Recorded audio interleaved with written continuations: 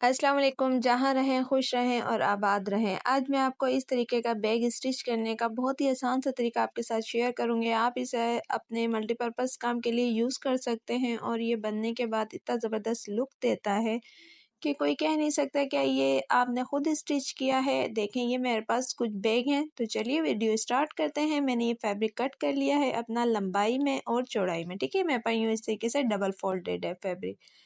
अब जो इसकी लंबाई है ना, मेरे पास लंबाई इसकी मैंने जो ली वो 21 इंच ली है, ठीक है। इसी तरीके से और जो इसकी चौड़ाई है वो 17 इंच है।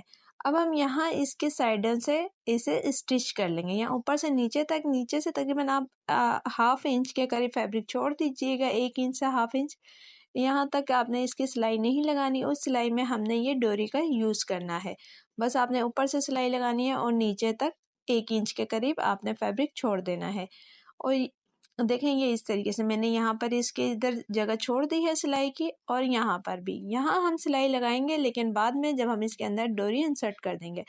अब देखिए ऊपर से हमने इसका नेफा बनाना है। अब आपने जितना भी इसका चौड़ा नेफा बनाना है ना, 2 इंच 2.5 इंच, तो आप उसी हिसाब से वहाँ पर सिलाई पक्की कर लीजिएगा। 2-3 दफ़ा आप देखें इस तरीके से सिलाई लगा लीजिएगा। मैंने यहाँ पर सिलाई लगा ली है।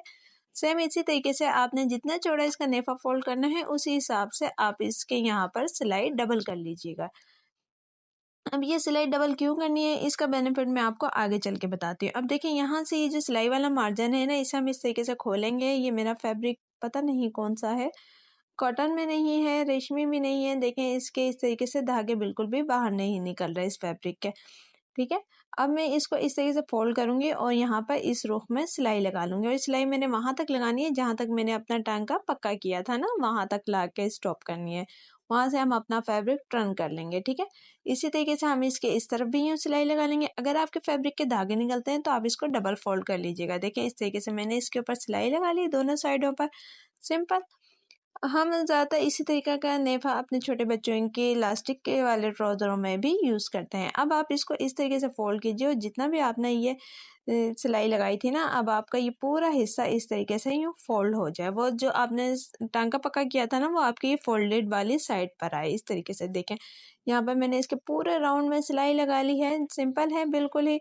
और यहाँ से देखिए ये जो सिलाई आ रही थी ना, ये वही मैंने थोड़ी सी खोल ली थी कि कैमरा ऑफ था, मालूम नहीं हो सका। तो ये कि बाकी आप इस तरीके से किसी भी चीज़ की मदद से आप यहाँ से इसकी सिलाई कट कर लीजिएगा वहाँ तक जहाँ पे ये आपके नेफे की ये नीचे वाली सिलाई है ना, वहाँ तक। बस ये सिलाई हमने वो पक्की इसलिए की थी, वहाँ पे 2-3 टांके एक्स्ट्रा इसलिए लगाए थे ताकि ये हमारा जब इस तरीके से खुले तो वहाँ पर आकर हमारी सिलाई रुक जाए, ज़्यादा नीचे तक हमारा गलती से भी ना धागा कट हो जाए, ठीक है। अगर यहाँ से हमने सही से पक्का किया होगा ना, नीचे से जितना हमने नेफा फोल्ड करना है उसके अलावा जो नीचे से पक्का किया था वो इसलिए किया था ताकि हमारा ये कट और लंबा ना हो जाए, ठीक है। ये इस तरीके से देखें ये ओपन हो गया, जिसे हम कहते हैं कि ये इलास्टिक यहाँ से डालनी होती है, चीरी बन गई है इस तरीके से। ये हमारा नेफा खुल स्टिच हो चुका है। अब बस इसमें ये हमारा सिलाई का काम तकरीबन कंप्लीट हो गया। अब हम इस तरीके से एक नाला पोनी लेंगे और उसमें से अपनी ये डोरी इसमें से उतार लेंगे। अगर आपका पतला, अगर आपने नेफा फोल्ड किया है तो आप किसी सेफ्टी पिन का भी यूज़ कर सकते हैं। अगर आपके पास इस तरह की पतली सी है तो आप ये नाला पोनी का भी यूज़ कर सकते हैं इस तरीके से। अगर मैं आपको बताऊं कि मेरी डोरी की लेंथ कितनी थी, तो देखिए मेरी डोरी की फोल्डेड लेंथ थी 28। अगर हम इसको खोलेंगे तो आप उसी हिसाब से इसकी लंबाई का अंदाज़ा लगा लीजिए, ठीक है। ये मेरी एक डोरी थी फोल्ड हुई में, ठीक है। अब हम इसे एक डोरी पर इस तरीके से गिठान लगा लेंगे और इसके अंदर इंसर्ट कर देंगे। ये इस तरीके से हमारी जाएगी और यहाँ से हम फिलहाल इस डोरी को बाहर की तरफ खींचेंगे। यहाँ से सारी डोरी अंदर की तरफ चल जाएगी, आगे से नाला पानी हम बाहर निकाल लेंगे। लेकिन ये कि यहाँ पर ही हमारा प्रोसेस मुकम्मल नहीं होता। अब हम इसे इस तरीके से यहाँ से दोबारा इंसर्ट कर देंगे इसके अंदर, ठीक है। ख्याल रखिएगा कि ये अच्छे से हमारे पूरे राउंड में घूम सके। आप इतना ही चौड़ा नेफा फोल्ड कीजिएगा इसका ना, ऊपर से बॉर्डर आपने इतना ही फोल्ड करना है।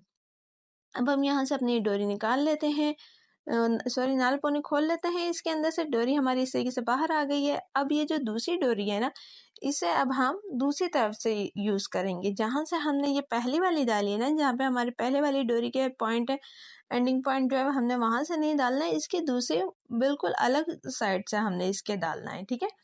और ख्याल रखिएगा यहाँ पर ये हमने थोड़ी सी डोरी छोड़ी है ना गोलाई में, ये इसी तरीके से रहेगी। अब हम यहाँ से अपनी ये डोरी डालेंगे और ख्याल रखिएगा आपने नेफा तकरीबन 2.5 इंच के करीब फोल्ड करना है, ताकि आपकी ये दोनों डोरियां आराम से इसमें से गुजर सकें। और जब हम इसे खींच के खुला या टाइट करना चाहें, इसके सिरे बंद करना चाहें, तो ये इजीली वर्क कर सके।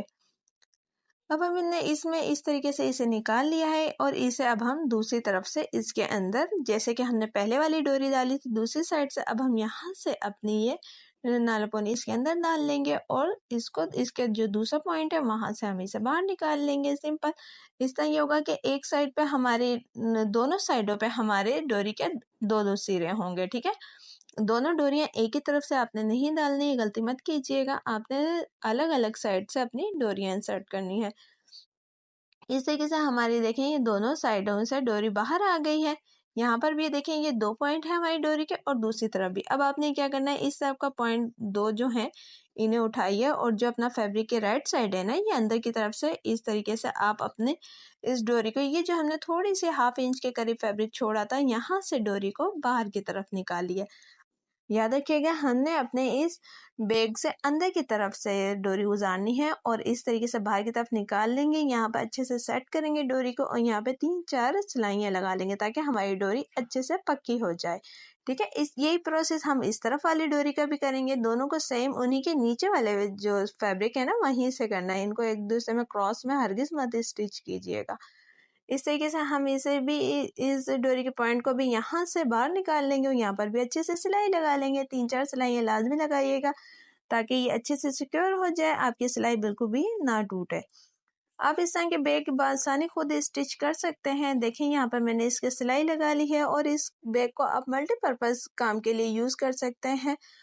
आप अपने शॉपिंग बैग के तौर पर भी इस बैग को यूज़ कर सकते हैं।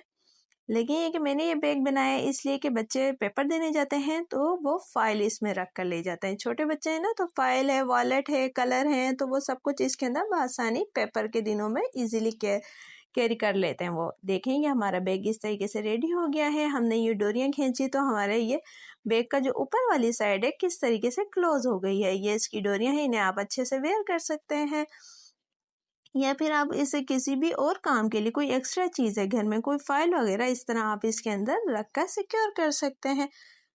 अगर आपको ये वीडियो पसंद आई है या आपने वीडियो से कुछ नया भी सीखा है तो प्लीज़ वीडियो को लाइक और शेयर कर दीजिए और अपने खूबसूरत से कमेंट का इजहार कमेंट सेक्शन में भी ज़रूर दीजिएगा। इस तरह के मुख्तलिफ आइडियाज़ के लिए आप मेरे चैनल का विज़िट ज़रूर कीजिएगा। मिलते हैं एक न्यू वीडियो के साथ इंशाअल्लाह। अल्लाह हाफिज़।